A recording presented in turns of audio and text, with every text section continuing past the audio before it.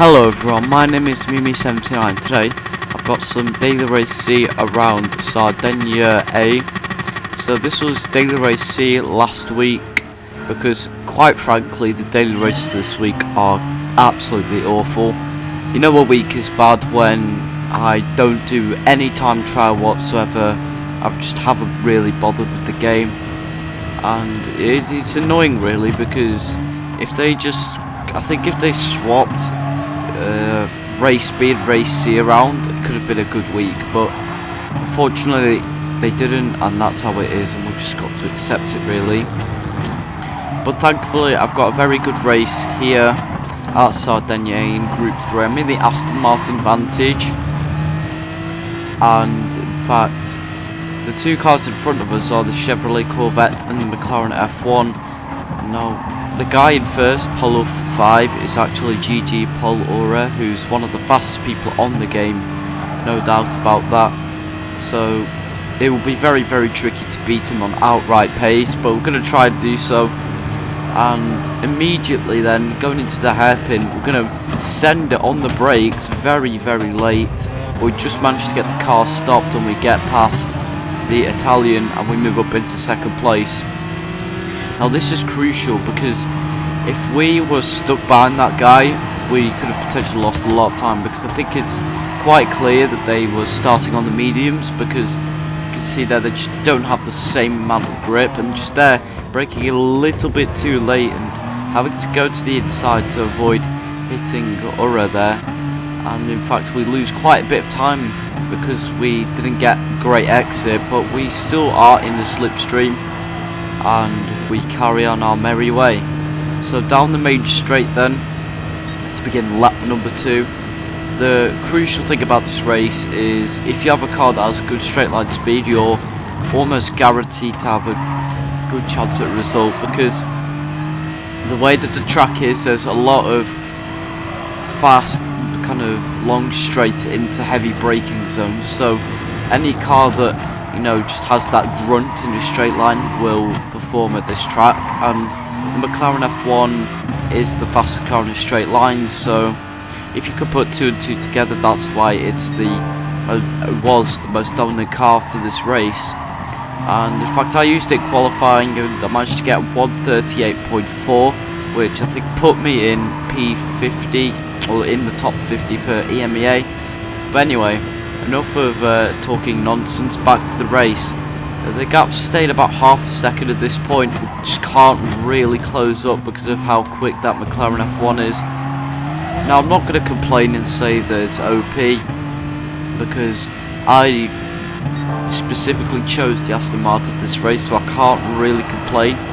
But it's just slightly annoying seeing that McLaren F1 just pull away even though you're in the slipstream. But into the final hairpin then, we get a much better run than Polof there. In fact we managed to gain about a tenth or so, because we just managed to brake later and get a sharper exit.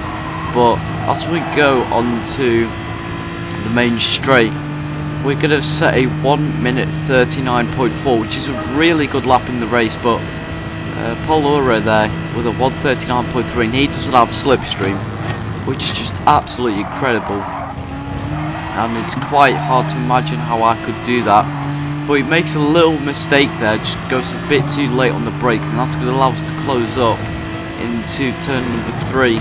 So braking just after the 50 board, and then clipping the inside curb, and then slowing right down so that you can get the best possible exit. So as we go into the second sector, the gap's definitely closed up, and we're actually up on our personal best in sector 1. So if we could just hook up the rest of the lap, we could potentially go faster than Polof. But here he flashes his indicators, and I didn't know what he meant really, but I'm gonna try and go to the outside or not. We're just gonna try and stick behind and get a better exit. He hits the wall there, and there I just stuck in third gear, and that was actually a mistake. I didn't mean to do that. I think I tried to shift down 3 gears because I did expect to go up into 6th. But regardless, it didn't lose too much time, and we continue on. But as we go into the final corner, very tricky to get right, I feel, because of the way that the apex is. You have to try and aim for the late apex to get the best possible exit, especially as now you're completely flat out until turn 1, so you're flat for about 20 seconds. So a good exit will do you a lot of good. But again, just not really closing up enough, setting a 1 minute 40.0 there. Definitely losing a lot in the middle sector, although to be fair, that was mainly down to a shoddy hairpin. So as you can see that we both dip our wheels onto the grass, or the gravel even, and that will both cost us a bit of time. But as you can see at this point, we have definitely dropped the cars behind. Definitely something to keep in mind is that if you start near the front in these type of races, you must start on the softer compound of tyre, otherwise you'll get swallowed up in traffic. And with Daily Race C being such a short race, it's very unlikely you'll be able to recover that. But as you can see here, we're trying to get the inside line into the hair, but that's not quite going to work. We're going to go to the outside, but Polar just manages to hold it, and we stayed second for now. But at this point, the McLaren's tyres must be starting to suffer. In fact, one advantage about the Aston Martin Vantage, see what I did there, is that the fact that the tyre wear is actually pretty decent. You can definitely stretch the tyres out and these won't feel awful, so that's one good thing, I guess. And it's something that you have to bear in mind, because in the FIA Manufacturer Series I'm planning to go with Aston Martin next season, so let me know what you think of that in the comments below, and if you think I should go Aston Martin or any other manufacturer. And I'm open to see all kind of options, because I'm kind of stuck at the moment, because I do love this Aston Martin Vantage. I'm up for a challenge, so it's something different to go with. So let me know what you want in the comments below, and I'll definitely put it into consideration. But anyway, as we go back into the race, you see that we've managed to stick with Ura there, and in fact we are, I'd say, slightly closer than we were before, and he doesn't get an amazing run out of the left-hander. That's going to allow us to really close up, especially up the hill. But this is where the McLaren is strong, because it doesn't really lose too much straight line speed.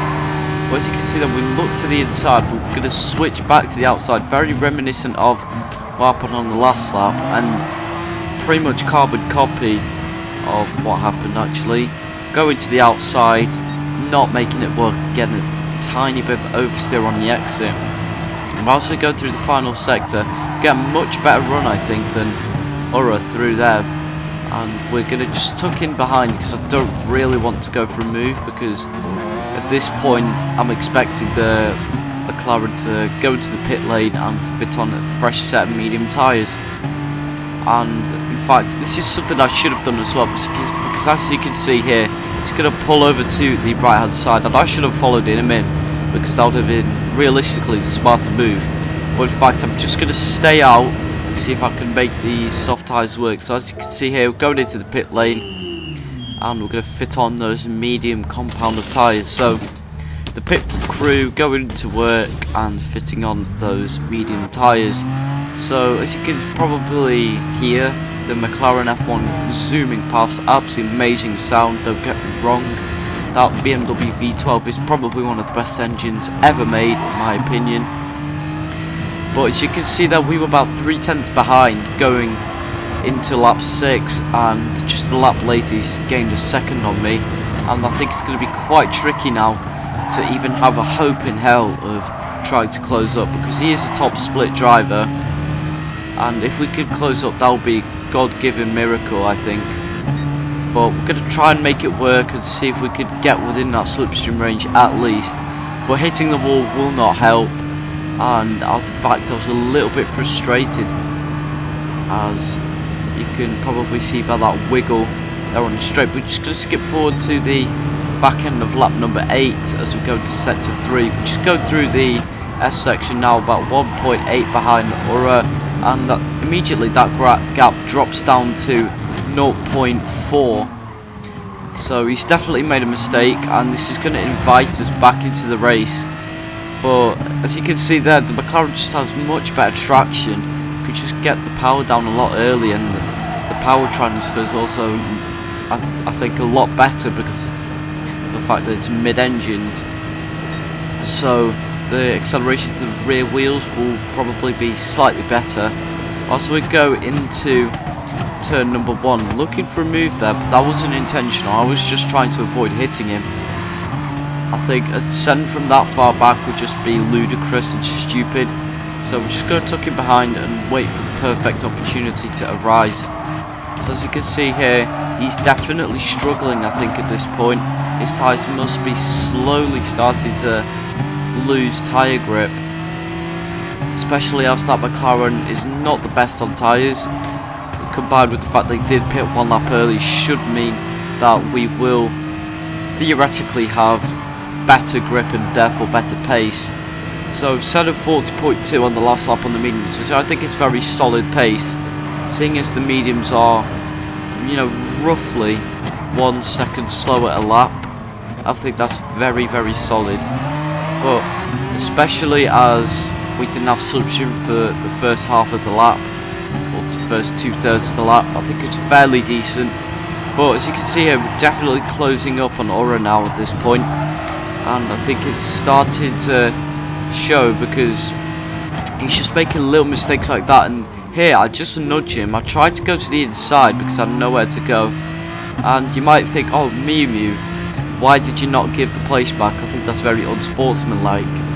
But you're going to see exactly why here, because that McLaren F1 is so fast in a straight line that slowing down for him would have just lost us both time. And in fact, because that McLaren is so quick, he's just gained the place back anyway. So I think I was right to do that, because I didn't want to sabotage both of our races by losing us both time to Outrox behind, who at this point is slowly starting to gain.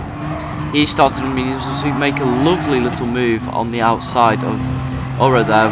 Really kind of executed it perfectly, because he left me just enough space and I managed to just hang it round the outside, and we move up into the lead. So with not long left to go, I'm going to have to try and defend for the last kind of half of the lap, and if we can manage to do so, that would be absolutely awesome, especially on that last straight. We're going to have to do absolutely everything we can to defend.